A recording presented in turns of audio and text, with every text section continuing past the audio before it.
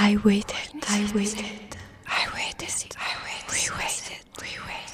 We questioned what we mean when we refer to us as us. Is in you as it is in you. I waited. We waited.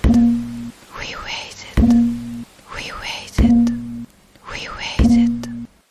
questioned what we mean. I'm the highest of this season. My slow motion is synced With the moon, I witnessed the ancient mating ritual. I invite you to wake the primordial soup and feel the aqueous offerings. Pour them, dropping and dripping. The planet is an artery coagulating politics of location, hydrocarbons,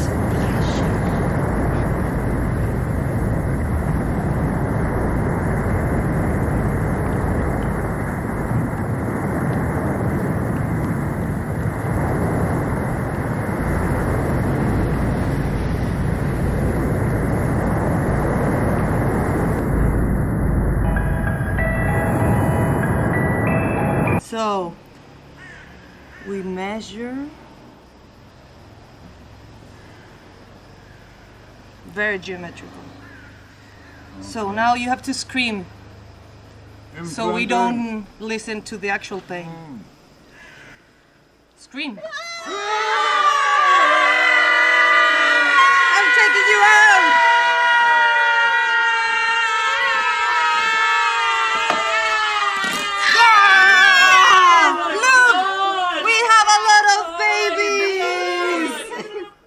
The idea was to blend the chimera of mythology with a genetic chimerism that it was my personal experience with Bioart.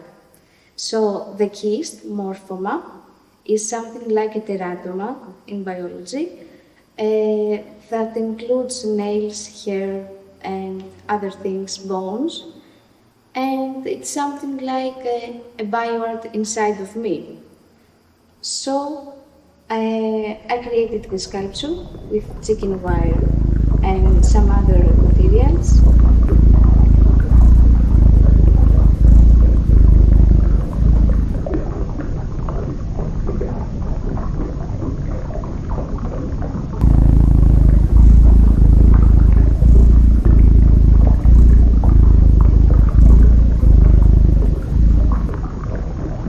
What I have discovered through being here is where I am at. So sometimes through failing, you find like your real center in your practice.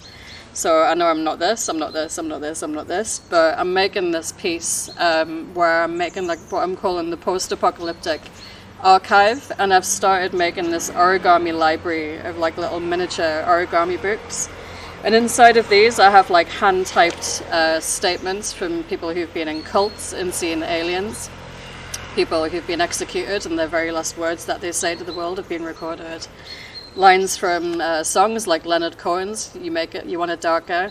Just anything that I find which kind of creates this kind of post-apocalyptic landscape for me, because I feel like we're banking everything. We're banking seeds, we're banking DNA of animals, but we're not banking poetry, we're not banking the poetic wisdom of humanity.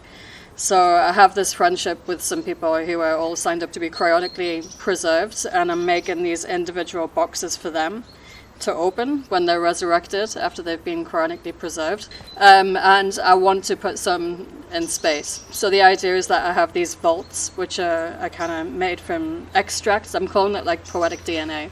So it's the poetic DNA of humanity, which is kind of extracted, and I want to find a safe place to put them. And I was thinking about the pharaohs and the pyramids and the terracotta armies, and I want these boxes to go in space, in cryonic labs. I want them to go various safe places.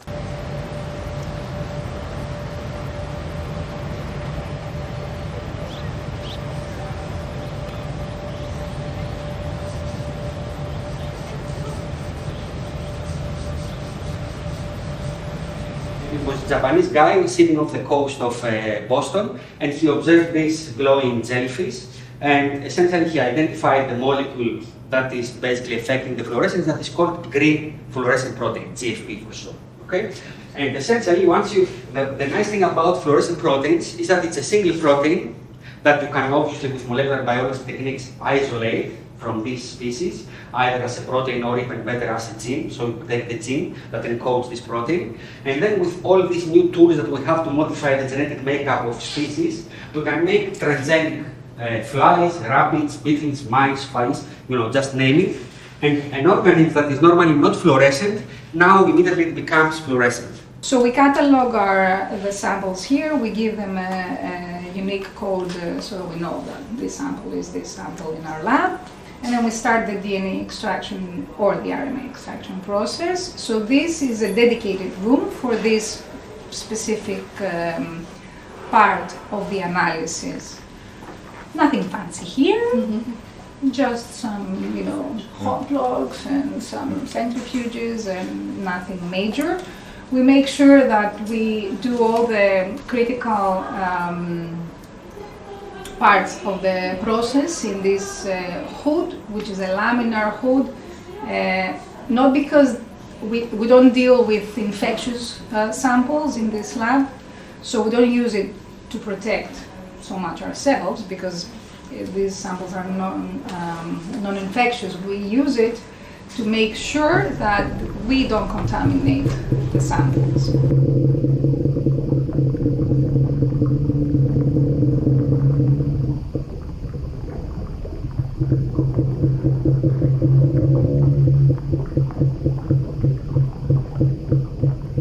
We've been exploring human implantation of embryos, both regular natural implantation into the endometrium, the uterine lining, and how they implant human embryos in an in vitro fertilization clinic.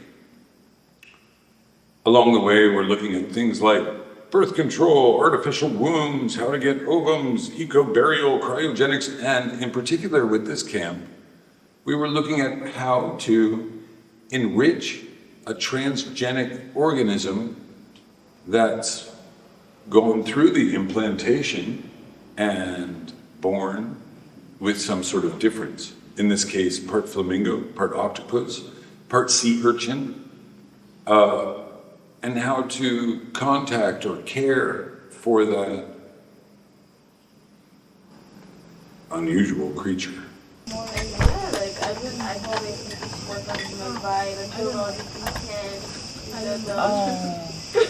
Which one did you see? The only one, and that was that one. TTTlabs? Yeah, and maybe it was TTTlabs.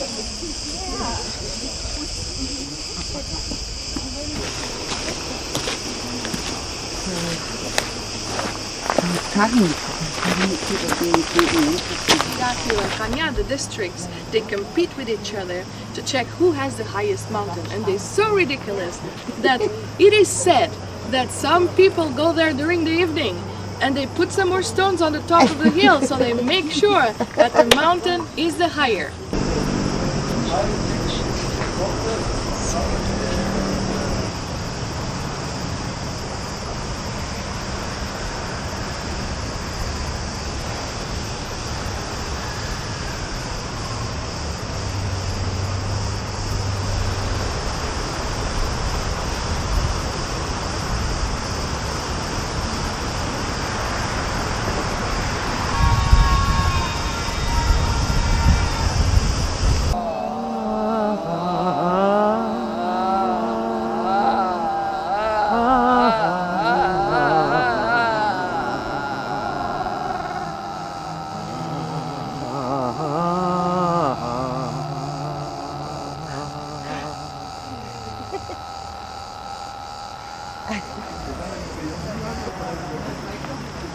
This is the hill in which we are living for the next few days.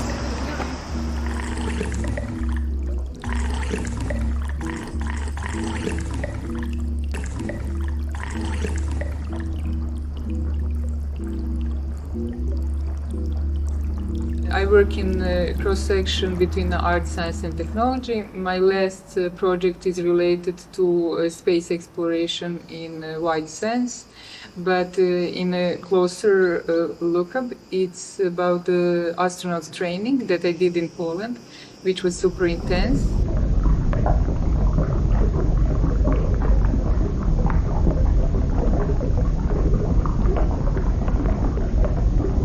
We're really interested in the larval, the metamorphosis, implantation, embryonic stages, and we were really inspired by seeing what is here, the cicadas, two different cicadas that have appeared, and their exoskeletons, and looking at larval human beings as larval beings that can go through metamorphosis.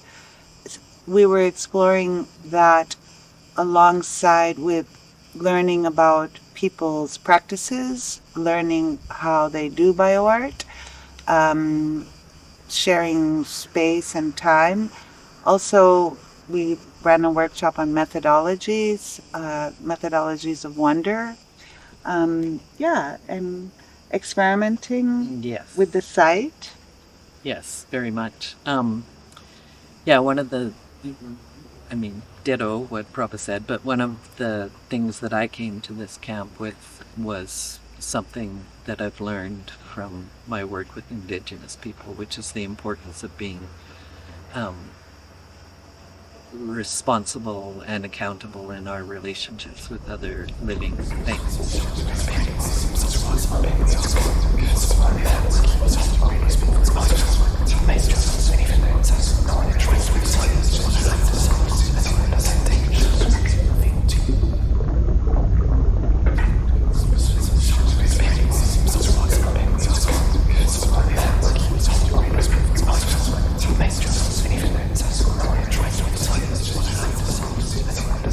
So the experience that I proposed here was a prolonged sonic and sensorial experience with ice shapes and people gathering around these ice shapes during this soundscape. That it's also a spell narrated by a tide, and it talks about census dance around X in the intertidal zone, and about lineage, like the female lineage of my family, that has a lot of knowledge shared through different generations, across different generations, related to herbalism. And people were invited to also play with their own body through massages and relaxation. So I deal with queer temporalities, and I invite people to really slow down and have an embodied experience. Mostly what I do is facilitate some labs, some hands-on labs as examples of ways that we might engage. Also, we did field trips to laboratories that work in much the same way as we're talking about, with developmental biology and embryology, with even injecting into the abdomen of mosquitoes some kind of transgenic embryo infectors or larval infectors. And so we really tried to give breadth to the participants to understand the issues from a scientific perspective, from a clinical perspective, and also from a playful perspective, because some of this has to be speculative. We're not trying to make babies every day here. We're trying to actually even question what is this breed or fetish, etc. So we entertain many ideas, but also to encourage people to express themselves, either through their art or through shared workshops, like Skillshare workshops, where they bring people into their idea. And by mixing sort of the hacker DIY bio, whatever you want to call it, this do-it-yourself biology or do-it-with-others biology concept, with some of the concepts from Bioart and some of the concepts from performance art.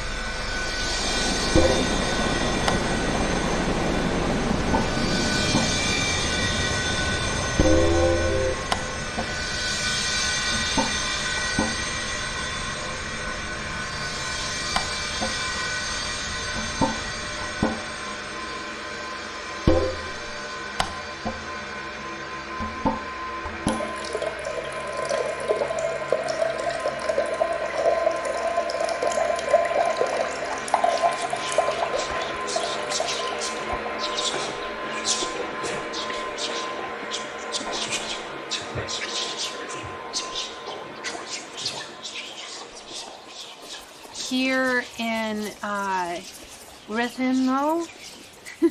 I'm making a project with Nathalie, and we are working with sea urchins and flamingos. So we are in the process of transferring microbiota from the sea urchin over to the flamingo to create a new gene expression, from what I understand, but I'm not the biologist. And in doing so, we're going to create animal enrichment and also a hybrid flamingo sea urchins that is benefiting from like the relationship between sea and land.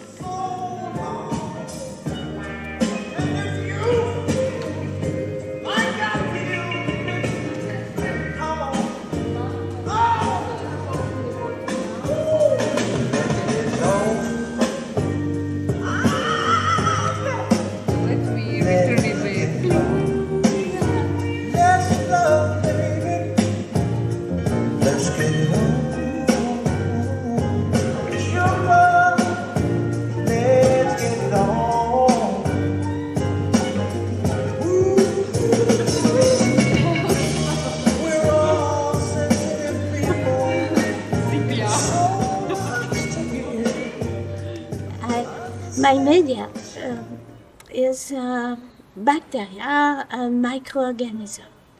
And yes, now mainly I work with microbiota, the microbes that we have, all the microbes that we have on us. And well, I want to open a conversation with those this non-human part of ourselves, because we scientifically we see that they are really, really important and really interacting with our human part, and that including our feeling are not exactly our feeling, but our microbes feeling as well. And what I would like to do is to share with the public my love and also my relationship with my non-human part, and also the feelings that we are multiple, because it's not exactly easy to think that in fact maybe we are not an individual, but that our microbes can have a big part in our decisions, and that make it's sometimes a little bit disturbing that to think that maybe we are not the one we think.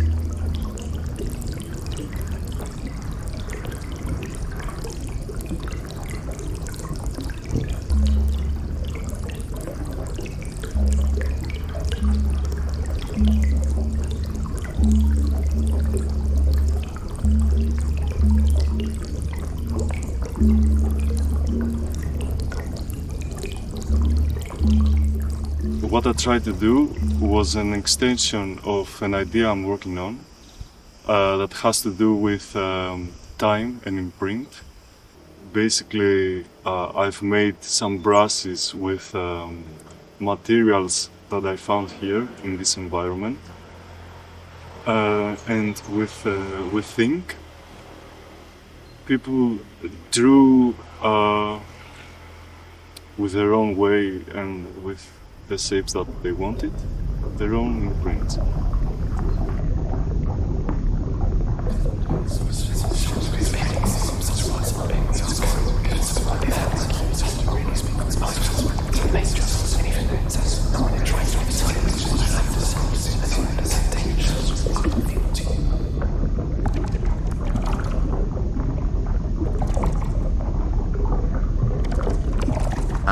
I am an artist. I am a multidisciplinary and interdisciplinary artist, and primarily I work in a socially engaged way to speak about the issues and the manifestations of human behavior in society.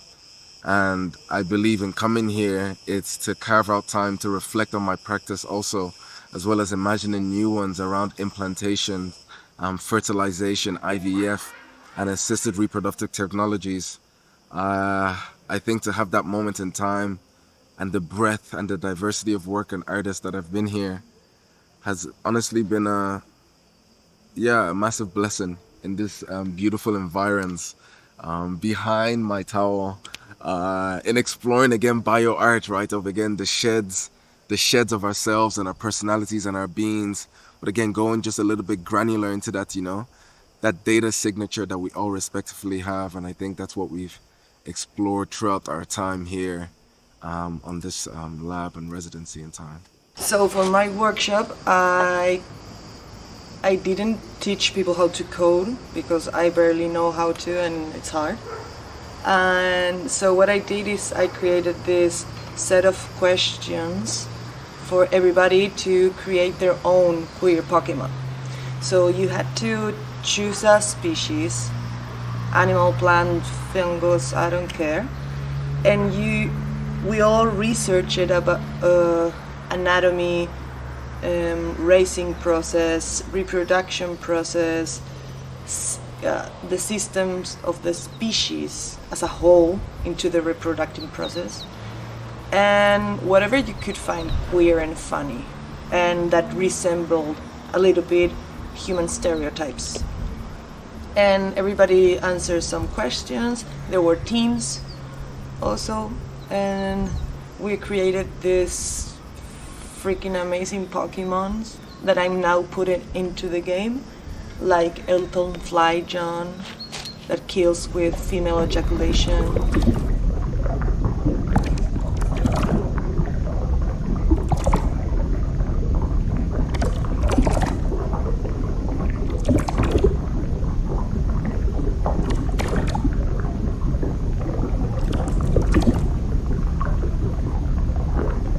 My work sort of explores para-art trajectories across these little provocations in, that are derived from critical philosophy or transdisciplinary studies across counter histories and speculative futures.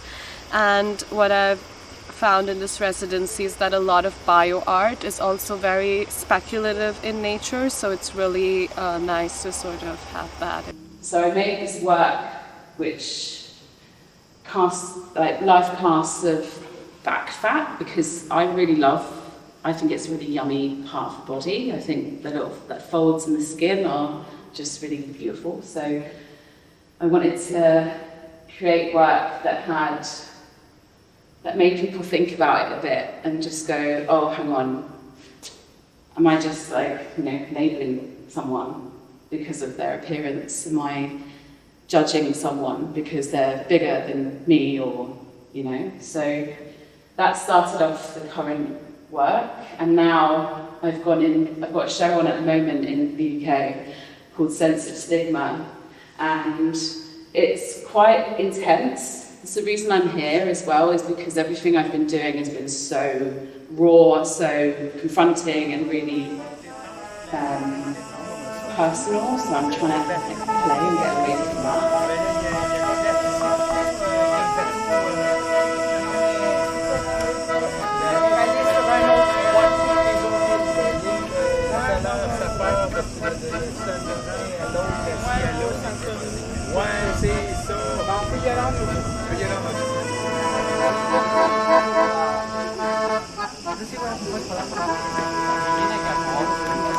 I'm focused on neurolinguistics and especially on bilingualism that offers so many advantages to the human brain. So I'm working on that, and I'm trying through art to give people the feelings, the advantages that we can observe in bilingualism.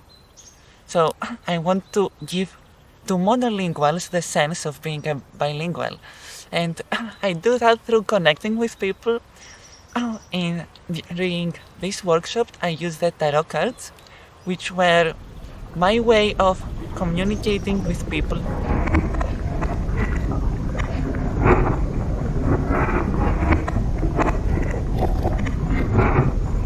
So here. I've been really interested in eugenics and negative eugenics, which affected my home island, and just the commodification of people from the global south, which is, I think that's why my work relates to the theme of the retreat. My workshop was supposed to be on that as well, and I really wanted to recreate one of the beauty contests that happened in the 1920s, and it was made to promote the eugenics movement. And you will go there to find fitter people to reproduce yourself with, and you will be evaluated on your looks, your health, and your status. And I just wanted to revisit this, but with the technology that we have today. And we would then, in this context, have the role of the oppressed and the oppressor as well. And the winners will have this responsibility to copulate with each other, to propagate their goodly heritage. And then the losers will just be sterilized, and we will just put on fire their gonads, so ovaries and testicles.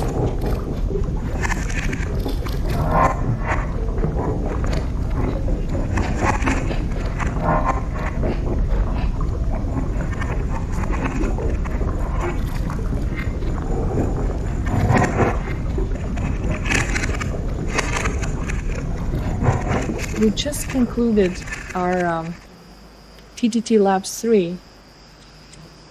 We are just starting to have an idea of the work we have put in and the outcomes at a methodological level. I consider that TTTlabs 3 was the darkest of them all. It was extremely challenging to work with the topic of implantation, but also other topics such as parasitism, and to understand the differences, the cultural differences, the different experiences of the group, of the varied group of people that we were able of gathering in Rethymno. Finally, we're also very grateful to be able of developing this work. I think we are probably one of the few institutions at an academic level challenging and pushing the boundaries at this level. We are grateful, we are tired, but we are also excited about rethinking the outcomes of this experience. One of the things we really looked at was not just how to inject embryos in a technical way, but what is it like as beings to have been implanted inside the wall of the uterus. All of us, no matter what our race, class, gender, sexual orientation, it doesn't matter how queer you were, it's obscure, but you were formed from a sperm and an egg, and you did implant into the side of a uterus, whether your mother was your bio-mother or your surrogate mother. It still hasn't been replaced with a mechanized artificial womb. Not yet. Stay tuned.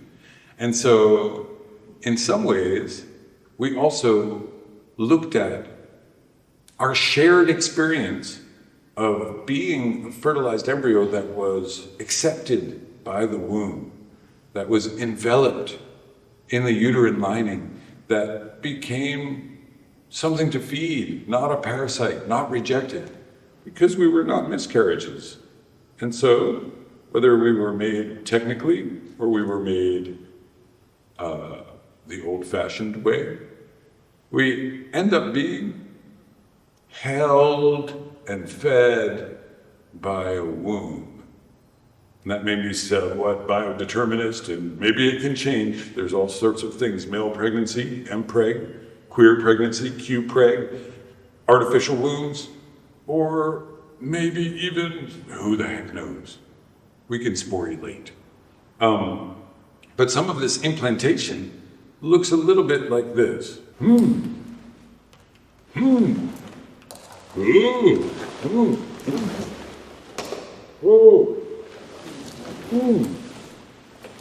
Oh, I think this is sort of the umbilical cord, here, and this umbilical cord Probably goes through your navel instead of your mouth. And then this would be the gonads of the future babies. Children, like the sperm and the egg of the future baby, are already in the baby, starting to develop while the embryo develops. And the baby has tentacles.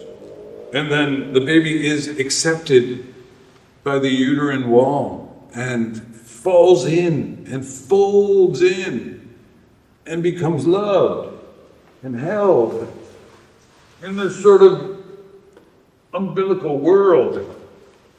The placenta forms to transfer all sorts of maternal blood into oxygen for the embryo. And it's a little claustrophobic, but it's a feeling of being held. It's a feeling of being held.